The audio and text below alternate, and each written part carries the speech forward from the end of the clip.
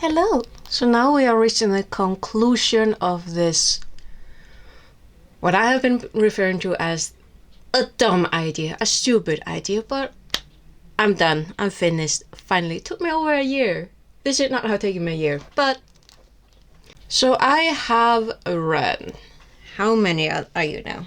19 books. And to be honest, absolutely 100% honest, I would not have bought these books if I had not in some kind of manic inspiration, like, oh, this sounds like a good idea, this sounds like fun, this sounds interesting.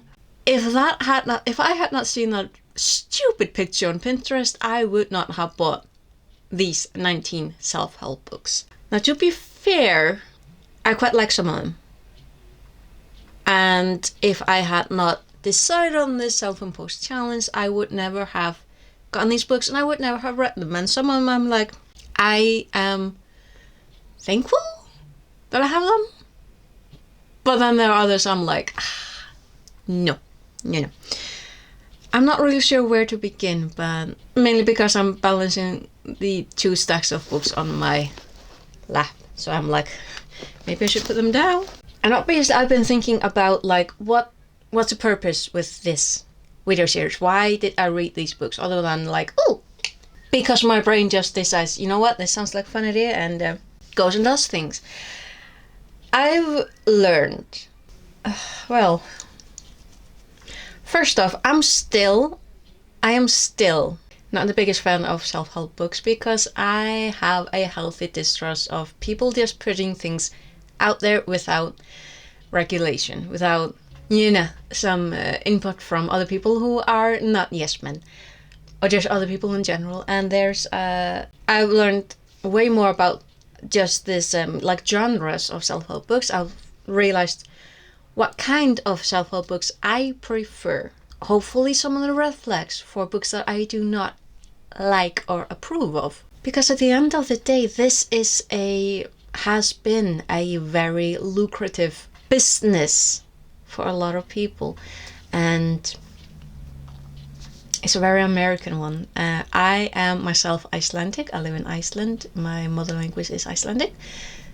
Sem er tungumál sem ég tala núna, bara til þess að show off. So it's a very cultural thing. It's a very, environmental thing. It's a very niche, often, thing. And particularly with this list. Now I try to be nice because that's who I want to be. I want to be a nice person. I do my best to be nice, but at some point in time you have to just take off the halo and be honest. And quite frankly, this is a terrible list. The only really good thing about it is the stock image in the back.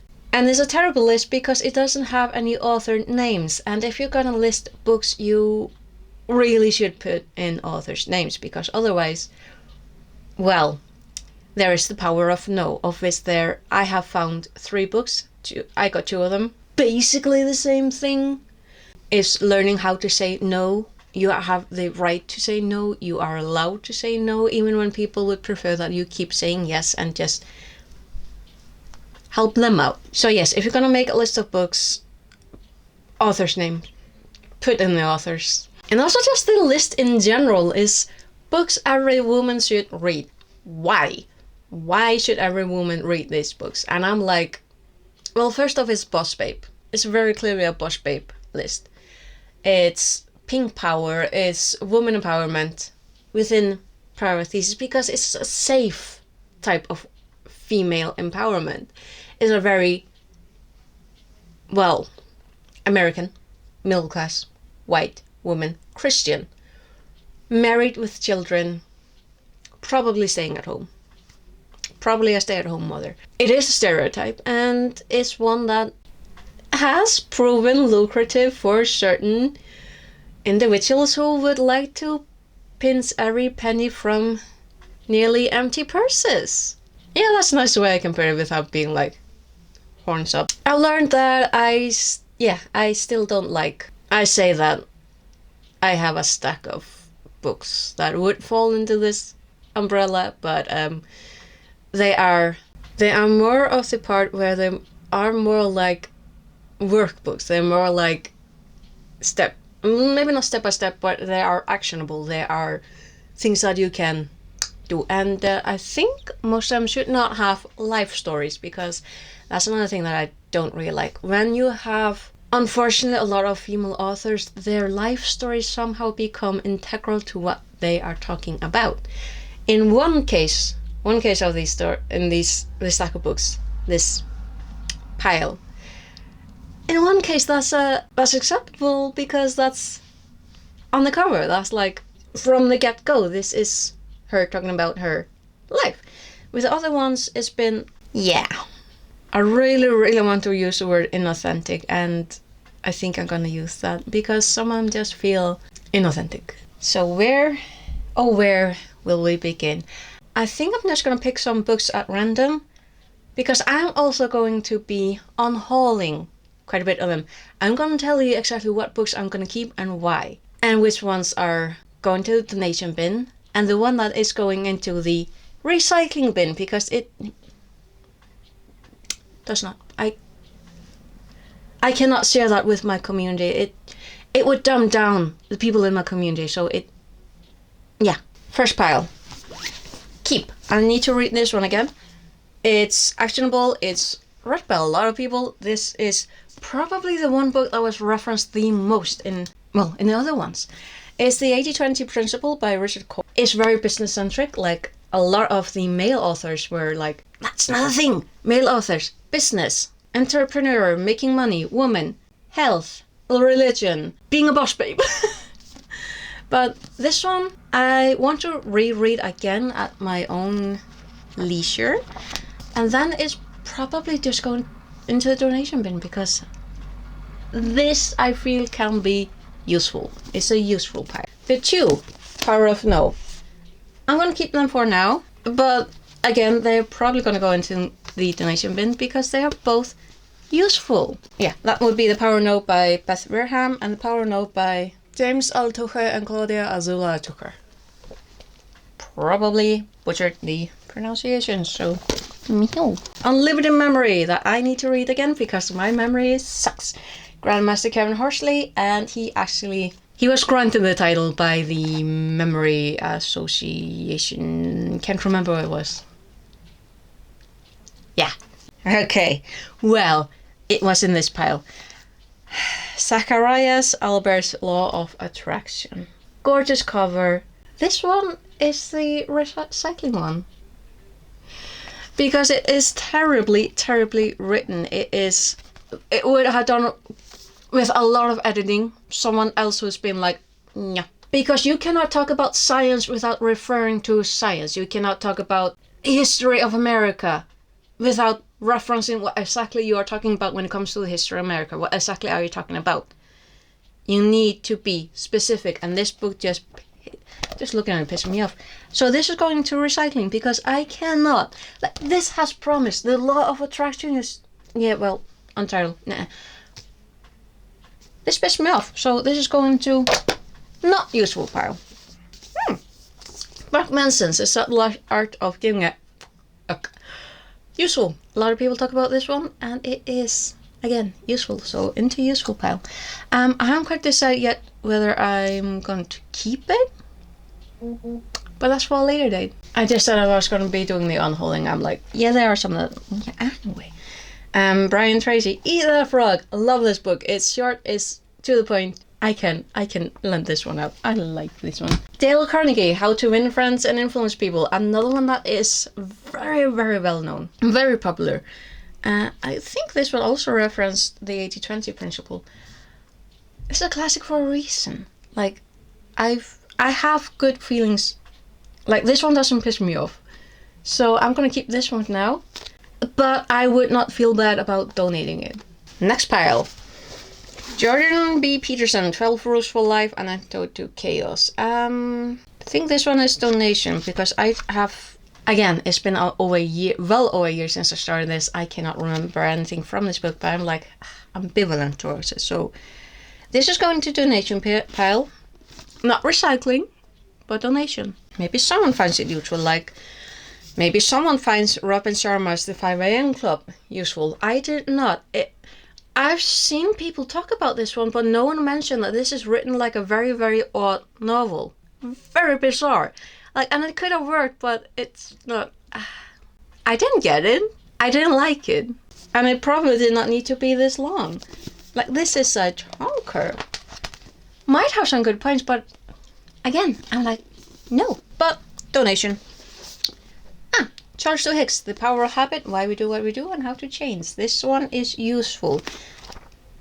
Definitely useful. Like, it has things like, I like this one. Mainly because the author wrote it as an excuse to get people to help him change his habits, and he got paid doing that research. So I'm like, Brian Tracy's No Excuses. Useful. But again, I'm like, I mean, it's the taglines like 21 ways to achieve lasting happiness and success. Lasting happiness is directly linked with close bonds with other people, like having close relationships with other people, having friends, having family, having people who you can go to. That is the biggest link to a lasting happiness. But you know, you do you. Also, a lot of business with this one. I'm not quite decided whether I'm probably not gonna keep it, but I feel good about passing it on. Thinking Fast or Slow by Daniel Kahneman. I need to reread this one because again, memory not good. But this one, very useful. Like, it is, first off, the lettering is tiny, but it just has so much to say, so many things. It feels good, so I'm gonna keep it, and then I'll see about later down the road whether I'm gonna donate it. And then the third and last pile, and unfortunately these are all female authors, and for some reason the books that they write just do not, for the most part, hit. Except for Ali Wong's. Ali Wong's Dear Girls. I like this one. This is how to tell, link into your life story done right, because these literally, like, these are my letters to my two girls. And that is just, I like this one. And there have been people who don't like it. I would like to reread it, but I also wouldn't mind donating. Like, I have a good mental connection with this one. Not so much this one. Hashtag Girl Boss by Sophia Amoruso. Like, it had good points, didn't it? I liked reading it up to a point, and then it just got, I don't know. Like, it's not badly written, it's just then you learn about, outside the book, you learn about the other things that she's not talking about and the things that happened after, and you're like, Rachel Hollis, Girl Wash Your Face. I've seen the documentaries. I mean, it's not a badly written book, it's just, again, like I said previously, this is the only book with, it's called Bevel Duchess. It just feels so artificial. So disingenuous to have this touch. It's like they're trying to be authentic. It just comes off. Ever since I got this book, I've been annoyed by this. It's just, it feels so dishonest. But I don't know, maybe someone has a different take. Maybe someone later on will find something in here that helps out, because there are helpful things among these. It's just, I don't want to keep this one, so it's going into the donation bin. Mel Robbins, The 5-Second Rule. I cannot remember anything about this book. I'm pretty certain that the 5-second rule comes at the back. Oh yeah, it's this one that had like the weird things about it. It's one of 2 hardbacks that I got. I mean, the cover underneath is okay. Just, I have no connection with this book. I have no memory about what it's about. Jen Sinceros, You Are a Badass. Again, I don't really have a connection with this book. Maybe someone else will find something useful from it and remember it better, but don't so into the donation bin it goes. And last one, Tara Brach's Radical Acceptance. Speaking of religion, this one is steeped in it. By chapter 3, you are... I mean, girlie, you were in a cult. You were raised in a cult, and then you continue down the same path. You were in a cult. She was in a cult. She was raised in a cult. Anyway, I am happy that she managed to... Spoiler, she managed to get away from that cult. I really hope that she lives a good and happy life, but This one just doesn't speak to me. But I am not sending anything negative with this one, because maybe because it's purple and I love the cover.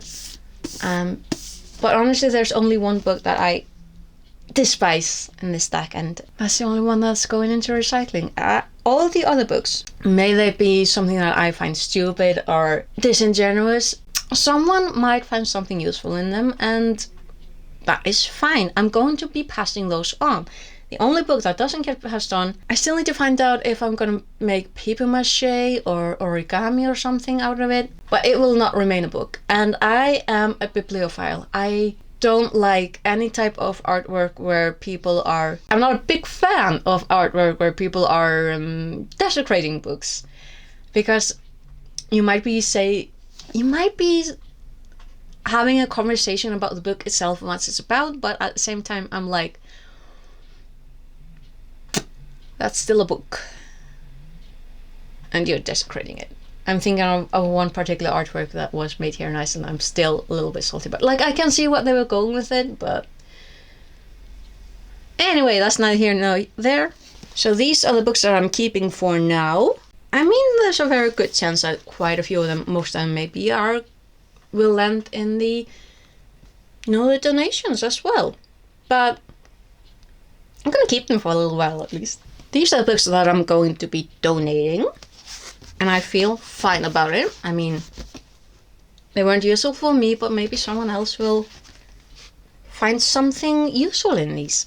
And this one will be a tea koshi. Like, I really want to keep this part of the cover because I really like that. The rest is just up for grabs. Like, the paper is... Ooh, it's nice and thick. It might be nice as paper mache. We'll see what happens, but...